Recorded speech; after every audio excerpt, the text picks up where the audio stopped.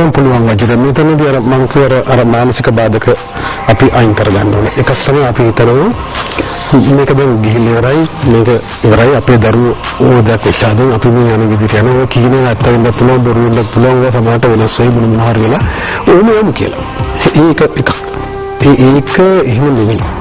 මේක අපේ දරුවන්ට ප්‍රොසෙස් 20ක් කරන් දාලා කොහෙන් හරි තැනකින් උන්ගේ අනාගතය සුරක්ෂිත කරන්න හම්බෙන්නේ මේ තව අවුරුදු 20කින් 30කින් උන්ට අපි දයවත් දෙට දෙන්නේ මහා විනාශකාරී පරිසරයක්. ඒ නිසා ඒක ගැන බොරු මත තිරණ ඉවත් කරගන්න කියලා අපි මහජනයාගේ ඉල්ලා සිටින්න ඕනේ. දෙවෙනි කාරණේ තමයි මේක විසඳන්න ආයි බරබාඩු වෙන ආයි අතපොලට යන්න ඕන කියලා මම සමහරවිට කියන්නේ එහෙම එකක් නෑ. එහෙම යන්න අවශ්‍ය වෙන්නේ නැහැ. මේකේ මැද තනක් තියෙනවා. ඒ පිළිබඳව විශ්වාසයක් එහෙම පුළුවන් කියන විශ්වාසයක් අපි ඇති කරගන්න ඕනේ. ඒක මේ ප්‍රශ්නට විසඳන්න ඉතා අවශ්‍යයි. නැත්නම් හරිය ලේසියෙන් මේ අපි කියන දේ ප්‍රතික්ෂේප කරනවා. මේගොල්ලෝ මේ කියන්නේ මේ ආපහු බර කරත්තු දෙටම කරන්න පුළුවන් දේවල්ද? එහෙම එකක් නැහැ. ඊට මෙහා උත්තර තියෙනවා. තුන්වෙනි එක තමයි මේ බොරු හාස්‍යජනක දේ කරලා මේකෙන් ගොඩ යන්න පුළුවන් කියලා හිතනවා. ඒකෙත් බෑ කියලා තීරුම් ගන්න ඕනේ. මේ තියෙන මොඩල් එක මේ ආර්ථික සංවර්ධන මොඩලය මම මේ අපේ රට ගැන මේ කියන්නේ අපි අත මේ කියන මේ අනවර්ථ මේ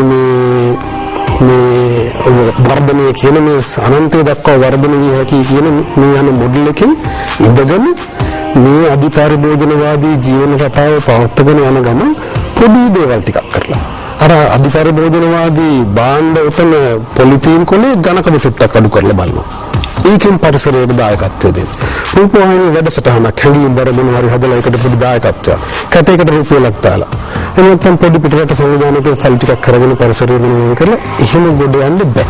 සමහරවිට අතමික් කියනවා මේ ලෝකයේම එක පැත්තකට ගමන් කරද්දී අපි විතරක් අනිත් පැත්තට ගමන් කරන්න අපිට එහෙම කරන්න පුළුවන්ද කියන ප්‍රශ්නය අහනවා. සමාජයේ තැන මෙයට එරෙහිව පළ කරන අදහස මේක අපිට කෙටි පිළිතුරක් හොයාගන්න පුළුවන්ද මේක? කෙටි පිළිතුර පුළුවන්. ඒක පුළුවන් නම් පුළුවන් වෙන්නේ අපිට.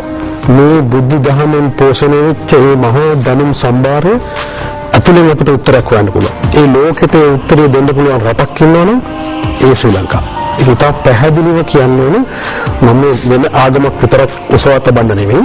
ඒක තා පැහැදිලි දර්ශනයක් දැනුම් පද්ධතියක් විදිහට තමයි හරි ආගමක් විදිහට හිතන්න අවශ්‍ය නැහැ. ඒතර පාර්ශ්වීය වෙන්නේ නැහැ. මේක ඇතුලේ උත්තර තියෙනවා. මේකේ උත්තර හොයන්න පුළුවන්. ඒක උඩුගම් බලා පීනන්න ඕනේ.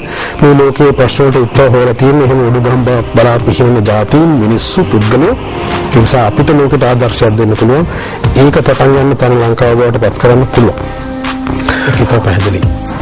දැන් අපි පරිසරය සහ සංවර්ධනය කියන කාරණා එක්ක ඉදිරියට ගමන් කරේ අපිට තව වෙලාව තිබෙනවා මේ ප්‍රශ්නය වඩා නිවැරදිව ලියා ගන්න පුළුවන් තැනකට ගිහින් දැන් අපි දැන් වෛද්‍ය වසන්ත බණ්ඩාර මහත්මයා පැහැදිලි කරා මහන් සමන්නාගේ මහත්මයා දැන් මේ